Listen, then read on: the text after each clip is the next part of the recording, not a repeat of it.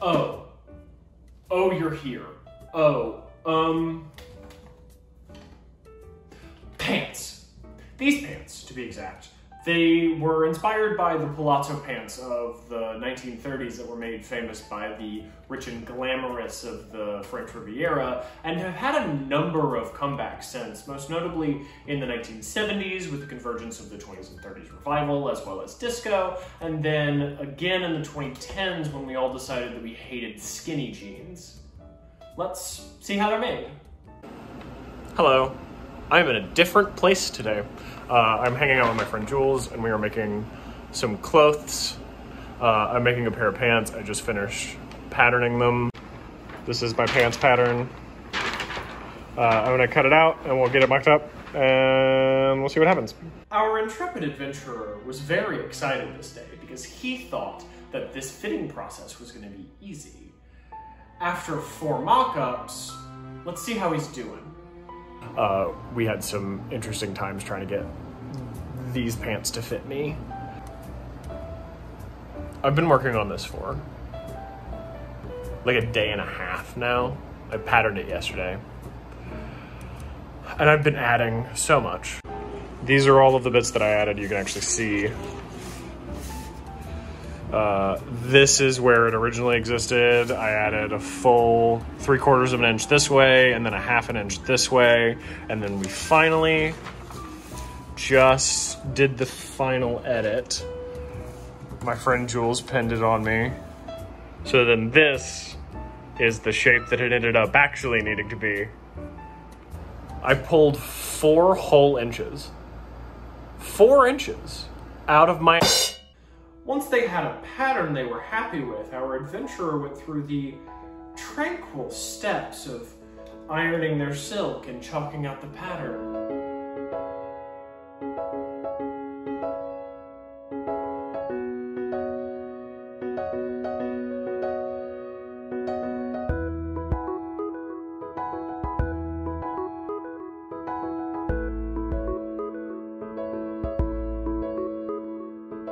So I've got the body of the pants cut out. I have to cut out facings that are going to act as the waistband, and then I need to cut out pockets and pocket facings, and then I can actually start getting this stitched together.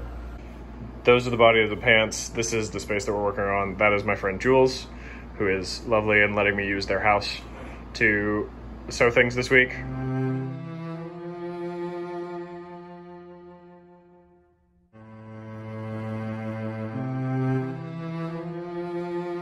Okay, so I've got all of my bits. All of the things are cutting out. So this is both front pieces. This is both back pieces. This is going to end up being the hidden waistband on the inside, and then I'm also going to fusibly interface those. And then we got pockets and pocket facings like we did in the last video. And then this piece of grosgrain is just gonna reinforce the waistband. The first step was simple, and the pleats ironed up beautifully.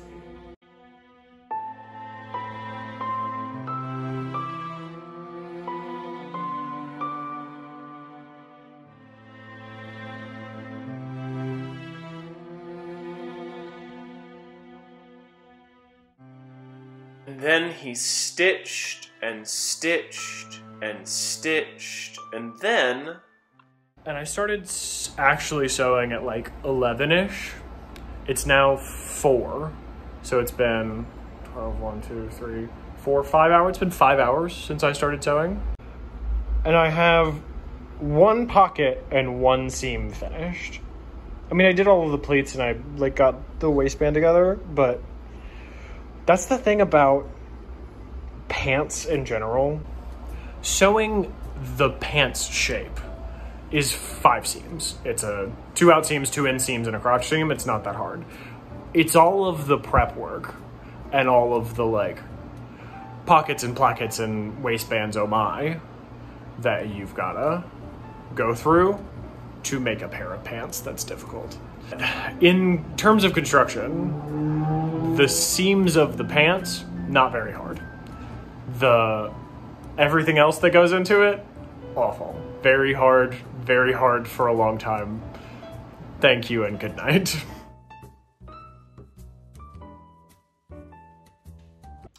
So, pants, right?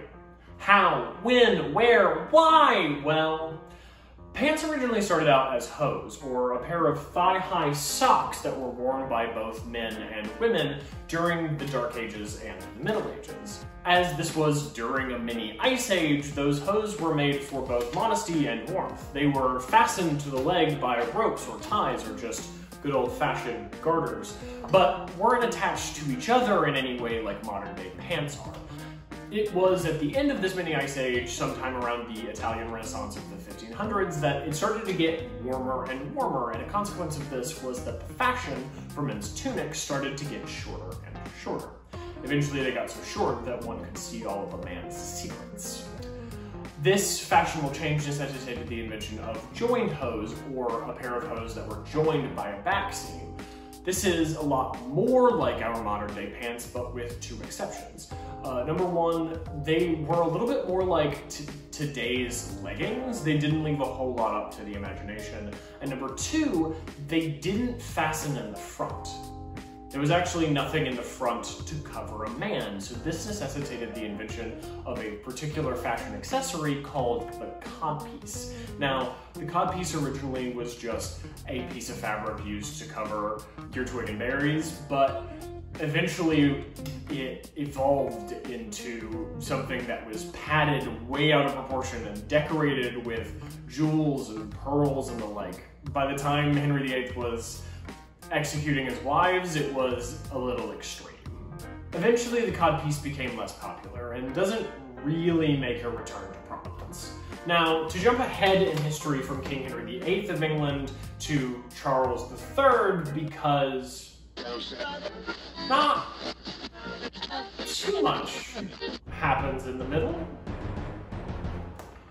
Charles set a standard at court in England for what men had to wear, and that included breeches. Breeches were knee-length bifurcated garments traditionally with a fall front worn by men. By the time Louis XIV is forcing his courtiers into massive debt to keep up with trends, they were what men wore in England as pants. Then we fast forward from Louis XIV through one of my favorite historical figures, Madame de Pompadour, and then to one of history's favorite historical figures, Louis XVI.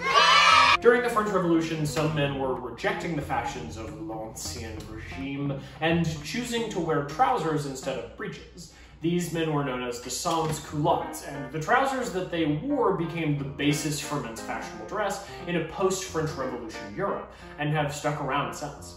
There was a period of men's fashionable dress going through some interesting changes until it solidifies itself in the middle of the 1800s.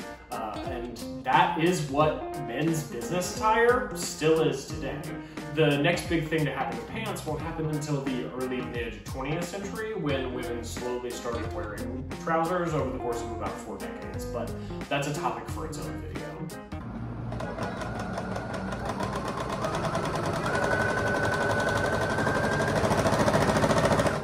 Okay, so I've got the big pleats put in both front and the back. I've got the pocket stitched in, I've got the out seam stitched and the inseam stitched. So the next thing to do is to actually stitch the crotch seam. A lot of people do this in a way that I hate. Let me show you a better way. So the way that a lot of people do this is they will take the two pieces and then line them up right sides together and try and stitch along there like that. That puts a lot of fabric in your way and it just makes your life a lot harder than it needs to be. What I do is, if both of your pant legs are right side in, you're gonna take one of them and turn it right side out. And then you're gonna take the bottom of that and stick it inside the top of your other pant leg, so that it eats it like a snake. And then all you have to do is line up the inseams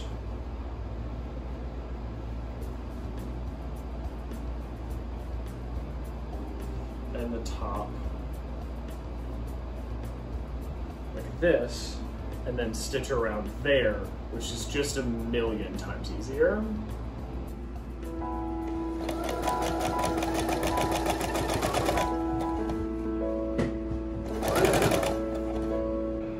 So I've done a number of things to this since the last time I talked to y'all. I did up the inseam like we talked about, and then I also stitched on this waistband facing. This is what we ironed interfacing to, and it just finishes the top edge and also acts as the waistband. After that, the pants were wearable, but far from a complete pair of pants, and thus we continue our adventure. So there's some shenaniganery going on in the butt area,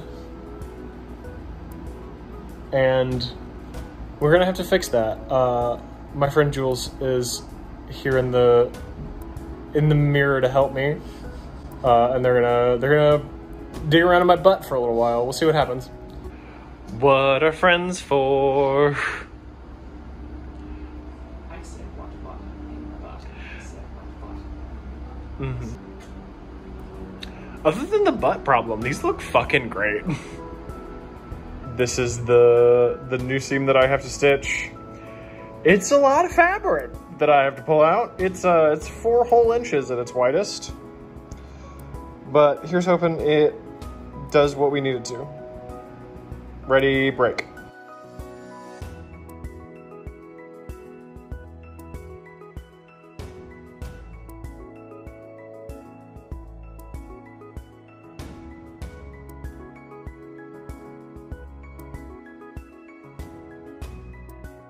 This did in fact work, so our hero was only left with finishing their seams.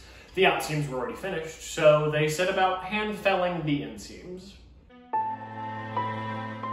Let me tell you, if I could sit in a chair all day, every day, and just hand sew, I would. Hello. So I've got all of the seams finished on this. I've been sitting here and hand felling seams for hours. So the next thing I have to deal with is, the next thing I have to deal with is the waistband. So it's essentially a facing. I think I've talked about this already, but it's just the top 2 inches of each of the panels that have been interfaced with some fusible interfacing, and then stitched around the top edge, and then understitched. So now I just need to finish this edge, so I'm going to iron it down like this, top stitch that closed, and then I will lay it down on the pants proper and whip stitch that. I called this a facing, but it's actually functioning as the waistband of the pants. It's just not visible from the outside.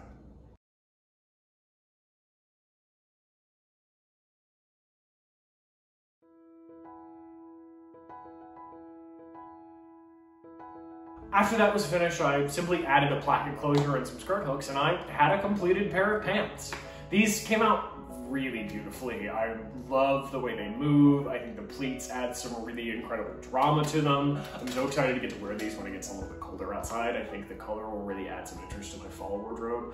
I'm also super excited to get to wear these back home to Mississippi, because while I do have to be in straight drag, for safety's sake, I like to flex a little.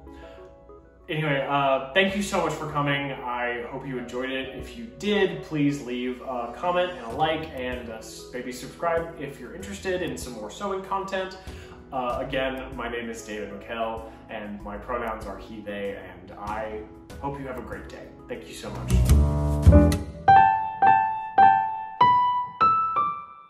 Glamorous of the French Riviera, and then have had several